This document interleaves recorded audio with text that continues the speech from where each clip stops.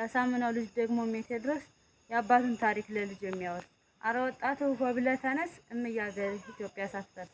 ለእናት ሀገሩ የሚቆረቆር ፋኖ ነው ጀግናው የአማራው ድንበር። ያሳምነውን ታሪክ የሚያስከብር ጀግናው አማራ ልቡ ደንዳና ሞት የማይፈራ።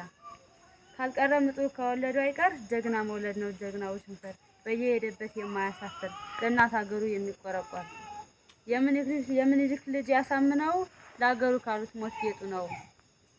የአማራ ፋኖ የአማራ ጀግና ሰላም ካልሆነ ይዋጋል ገና። ጀግናው የአማራ ተኳሽ አይመለስም ጠላቱ ሳይሸሽ።